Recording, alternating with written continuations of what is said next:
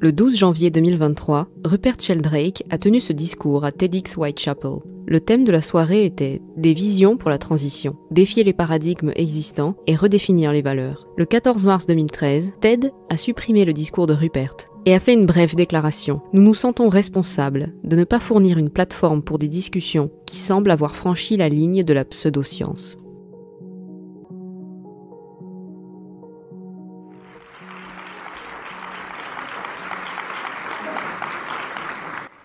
L'illusion scientifique est la croyance que la science comprend déjà la nature de la réalité, en principe, ne laissant que des détails à compléter. Il s'agit d'une croyance très répandue dans notre société. C'est le genre de système de croyance des gens qui disent « Je ne crois pas en Dieu, je crois en la science ». C'est un système de croyance qui s'est répandu dans le monde entier. Mais il y a un conflit au cœur de la science, entre la science en tant que méthode d'investigation basée sur la raison, les preuves, les hypothèses et l'investigation collective, et la science en tant que système de croyance ou vision du monde. Et malheureusement, la vision du monde de la science en est venue à inhiber et à restreindre le libre examen, qui est l'élément vital de la démarche scientifique.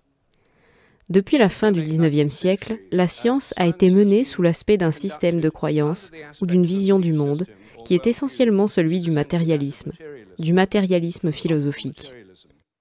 Les sciences sont maintenant des filiales à part entière de la vision matérialiste du monde. Je pense qu'en s'en détachant, les sciences seront régénérées. Ce que je fais dans mon livre The Science Delusion, qui est appelé « La science rend libre » aux États-Unis, c'est prendre les 10 dogmes ou hypothèses de la science et les transformer en questions, et voir à quel point ils se sont avérés réels si vous les regardez scientifiquement. Aucun d'entre eux ne s'en sort vraiment bien. Ce que je vais faire, c'est d'abord passer en revue ces 10 dogmes, puis j'aurai sûrement le temps de discuter d'un ou deux d'entre eux plus en détail. Mais pour l'essentiel, les 10 dogmes qui constituent la vision du monde par défaut de la plupart des gens instruits dans le monde entier sont d'abord que la nature est mécanique ou machine. L'univers est comme une machine. Les animaux et les plantes sont comme des machines. Nous sommes comme des machines. En fait, nous sommes des machines. Nous sommes des robots encombrants, selon l'expression imagée de Richard Dawkins, avec des cerveaux qui sont des ordinateurs génétiquement programmés. Deuxièmement, la matière est inconsciente. L'univers entier est constitué de matière inconsciente. Il n'y a pas de conscience dans les étoiles, les galaxies et les planètes, dans les animaux et les plantes, et il ne devrait pas y en avoir en nous non plus, si cette théorie est vraie. Donc, une grande partie de la philosophie de l'esprit de ces 100 dernières années a essayé de prouver que nous ne sommes pas du tout conscients.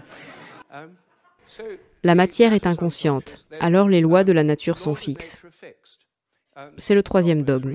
Les lois de la nature sont les mêmes maintenant qu'elles l'étaient au moment du Big Bang, et il y aura les mêmes pour toujours. Pas seulement les lois, mais les effets des constantes de la nature. C'est pourquoi on les appelle des constantes. Dogme 4. La quantité totale de matière et d'énergie est toujours la même.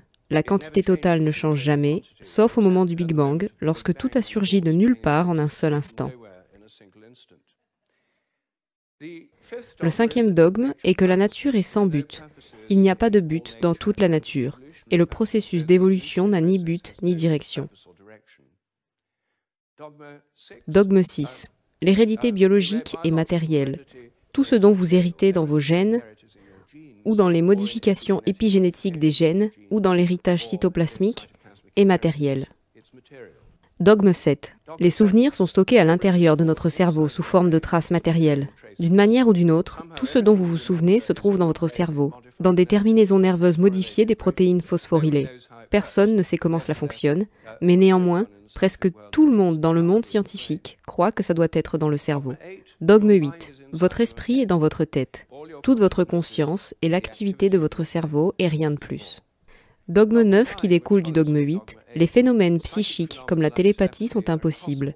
Vos pensées et vos intentions ne peuvent avoir aucun effet à distance, car votre esprit est à l'intérieur de votre être. Par conséquent, toutes les preuves apparentes de la télépathie et d'autres phénomènes psychiques sont illusoires.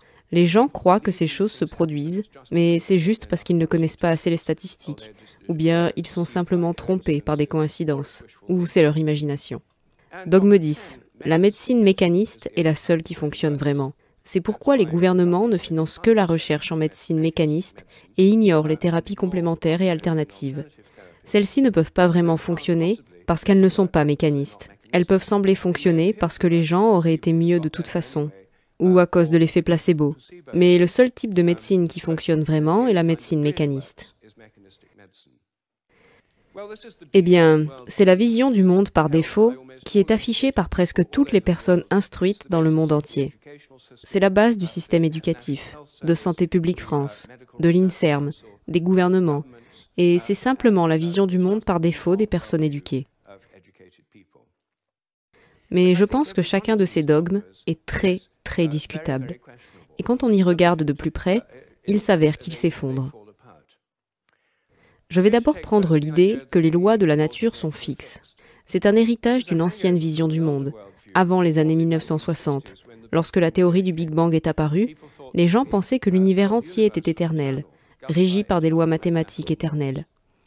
Lorsque le Big Bang est apparu, cette hypothèse s'est maintenue, même si le Big Bang a révélé un univers radicalement évolutif, vieux d'environ 14 milliards d'années, qui grandit et se développe et évolue depuis 14 milliards d'années, grandit et se refroidit, et de plus en plus de structures et de modèles apparaissent en son sein. Mais l'idée est que toutes les lois de la nature ont été complètement fixées à ce moment-là avec le Big Bang, comme un code Napoléon cosmique. Comme le disait mon ami Terence McKenna, la science moderne est basée sur le principe suivant. Donnez-moi une solution toute faite et nous expliquerons le reste. La seule solution est l'apparition de toute la matière et l'énergie de l'univers et de toutes les lois qui le régissent à partir de rien, en un seul instant. Eh bien, dans un univers évolutif, pourquoi les lois elles-mêmes n'évolueraient-elles pas ? Après tout, les lois humaines le font et l'idée de loi de la nature est basée sur une métaphore des lois humaines. C'est une métaphore très anthropocentrique. Seuls les humains ont des lois, en fait. Seules les sociétés civilisées ont des lois. Comme l'a dit C.S. Lewis, dire qu'une pierre tombe sur terre parce qu'elle obéit à une loi en fait un homme et même un citoyen. C'est une métaphore à laquelle on s'est tellement habitué qu'on oublie que c'est une métaphore. Dans un univers en évolution, je pense qu'une bien meilleure idée est celle des habitudes. Je pense que les habitudes de la nature évoluent. Les régularités de la nature sont nécessairement habituelles. C'est une idée avancée au début du XXe siècle par le philosophe américain Charles Peirce.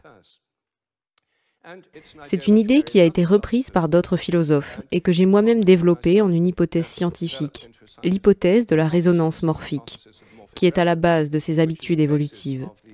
Selon cette hypothèse, tout dans la nature possède une sorte de mémoire collective.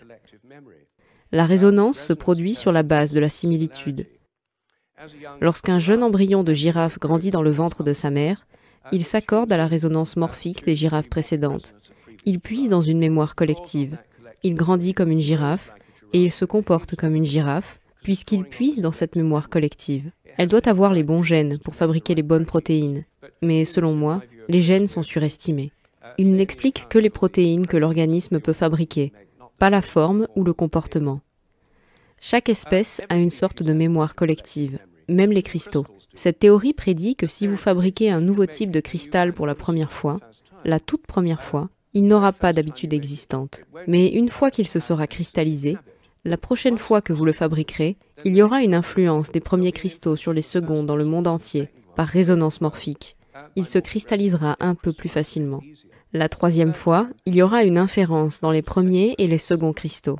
Il existe en fait de bonnes preuves que les nouveaux composés deviennent plus faciles à cristalliser partout dans le monde, exactement comme cette théorie le prédit. Elle prédit également que si vous entraînez des animaux à apprendre un nouveau tour, par exemple, des rats apprennent un nouveau tour à Londres, alors partout dans le monde, des rats de la même race devraient apprendre le même tour plus rapidement, simplement parce que les rats l'ont appris ici. Et étonnamment, il existe déjà des preuves que cela se produit réellement. Bref, voilà mon rapide résumé de mon hypothèse sur la résonance morphique. Tout dépend d'habitudes qui évoluent, pas de lois fixes. Mais je veux aussi m'arrêter quelques instants sur les constantes de la nature, parce qu'elles sont supposées être constantes. Des choses comme la constante gravitationnelle ou la vitesse de la lumière sont appelées les constantes fondamentales. Sont-elles vraiment constantes ? Eh bien, quand je me suis intéressé à cette question, j'ai essayé de le découvrir dans les manuels de physique et donner la liste des constantes fondamentales existantes et vous disent leur valeur. Mais je voulais voir si elles avaient changé. Alors j'ai récupéré les anciens volumes des manuels de physique. Je suis allée à la bibliothèque du bureau des brevets ici à Londres, et c'est le seul endroit où j'ai pu trouver ces vieux volumes. Normalement, quand les nouveaux volumes sortent, ils jettent les anciens. Quand j'ai fait ça, j'ai trouvé que la vitesse de la lumière a chuté entre 1928 et 1945 d'environ 20 km par seconde. Une chute énorme, parce qu'elles sont données avec des erreurs à chaque décimale. Pourtant, partout dans le monde, elle a chuté, et ils ont tous obtenu des valeurs très similaires les unes aux autres avec des erreurs minuscules. Et puis en 1945, c'est encore remonté. Les gens ont recommencé à obtenir des valeurs très similaires. J'étais très intriguée par cette situation, mais je n'arrivais pas à la comprendre. Je suis donc allée voir le chef de la métrologie au National Physical Laboratory à Teddington. La métrologie est la science dans laquelle les gens mesurent les constantes. Je lui ai demandé ce qu'il pensait de cette baisse de la vitesse de la lumière entre 1928 et 1945. Et il m'a répondu « Oh mon Dieu, vous avez découvert l'épisode le plus embarrassant de l'histoire de la science. » Alors j'ai dit « Est-ce que la vitesse de la lumière a vraiment pu chuter ? Et cela n'aurait-il pas des implications étonnantes si c'est le cas ?» Il a dit « Non, non, bien sûr, elle ne peut pas avoir baissé, c'est une constante. » Alors comment expliquez-vous que tout le monde ait trouvé qu'elle allait beaucoup plus lentement durant cette période ? Est-ce parce qu'ils falsifiaient leurs résultats pour obtenir ce qu'ils pensaient que les autres devaient obtenir, et tout cela a été produit par l'esprit des physiciens ? Il a dit « Nous n'aimons pas utiliser le mot truqué. » Je lui ai demandé « Que préférez-vous » Il a répondu « Eh bien, nous préférons l'appeler phase de verrouillage intellectuel. »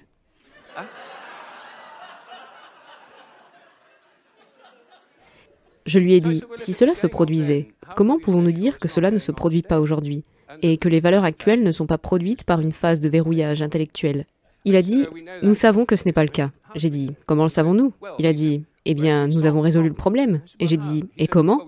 Eh bien, nous avons fixé la vitesse de la lumière, par définition, en 1972. Donc, ça pourrait encore changer.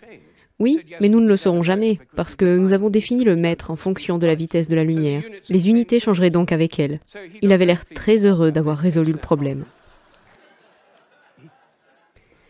Mais je lui ai demandé, qu'en est-il du G, la constante gravitationnelle connue dans le domaine sous le nom de G, écrite avec un G majuscule, la constante gravitationnelle universelle. Elle a varié de plus de 1,3% ces dernières années.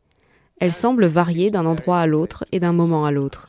Et il a dit, oh, eh bien, ce ne sont que des erreurs. Et malheureusement, il y a des erreurs assez grandes avec le G. Alors je me suis dit, et si c'était vraiment en train de changer ? Je veux dire, peut-être que ça change vraiment. Puis j'ai regardé comment ils font. Ils la mesurent en fait dans différents laboratoires, ils obtiennent différentes mesures en fonction des jours, et ils font la moyenne. Et d'autres laboratoires dans le monde font de même, et ils obtiennent généralement une moyenne assez différente.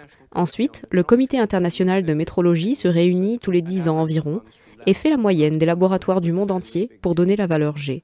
Mais si G fluctuait réellement, et s'il changeait ? Il est en effet déjà prouvé qu'il change tout au long de la journée et tout au long de l'année. Et si la Terre, en se déplaçant dans l'environnement galactique, traversait des zones de matière noire ou d'autres facteurs environnementaux susceptibles de la modifier. Peut-être qu'ils changent tous ensemble. Et si ces erreurs montaient ensemble et descendaient ensemble ? Depuis plus de 10 ans, j'essaie de persuader les métrologues d'examiner les données brutes. En fait, j'essaie maintenant de les persuader de les mettre en ligne sur Internet, avec les dates et les mesures réelles, et de voir s'il existe une corrélation entre elles, si elles sont toutes en hausse à un moment donné ou en baisse à un autre. Si c'est le cas, ils pourraient fluctuer ensemble, et cela nous dirait quelque chose de très, très intéressant. Mais personne ne l'a fait. Ils ne l'ont pas fait parce que G est une constante. Il n'y a aucun intérêt à chercher des changements. Voici un exemple très simple où une hypothèse dogmatique inhibe la recherche. Pour ma part, je pense que les constantes peuvent varier assez considérablement, dans leurs limites, mais elles peuvent toutes varier. Et je pense qu'un jour viendra où des revues scientifiques comme Nature publieront un rapport hebdomadaire sur les constantes, comme les rapports de la bourse et les journaux. Vous savez, cette semaine, le G a légèrement augmenté, la charge sur l'électron a diminué, la vitesse de la lumière est restée stable, et ainsi de suite. C'est un domaine, juste un des domaines où je pense qu'une pensée moins dogmatique pourrait ouvrir les choses. L'un des plus grands domaines est la nature de l'esprit.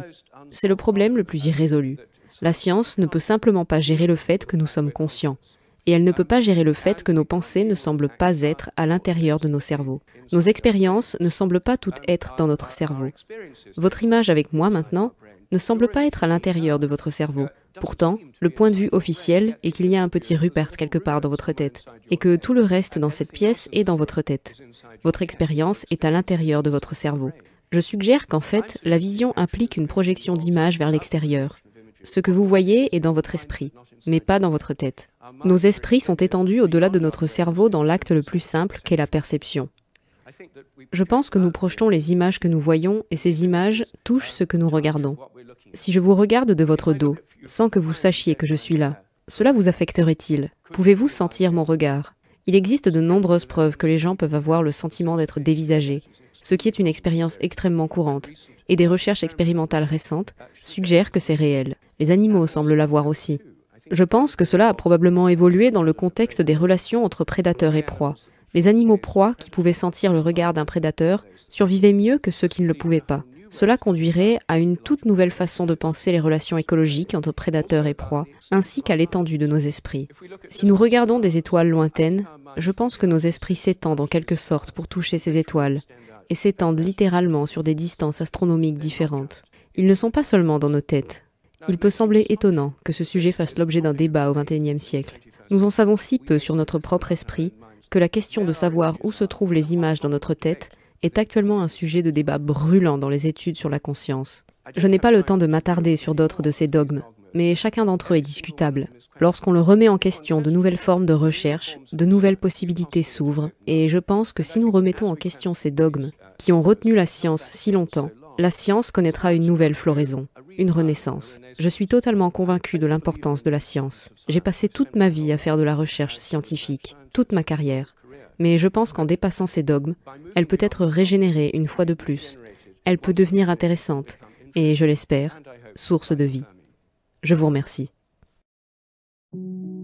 Le jour où la science commencera à étudier les phénomènes non physiques, elle fera plus de progrès en une décennie qu'en tous les siècles de son existence. Nikola Tesla. Si vous souhaitez soutenir mon travail pour me permettre de le poursuivre, n'hésitez pas à vous abonner, partager, rediffuser cette vidéo et à faire un don sur Tipeee ou Liberapay, car l'intégralité de mes contenus est et restera gratuit. Je ne peux donc pas continuer sans votre soutien. Merci à tous et à très bientôt.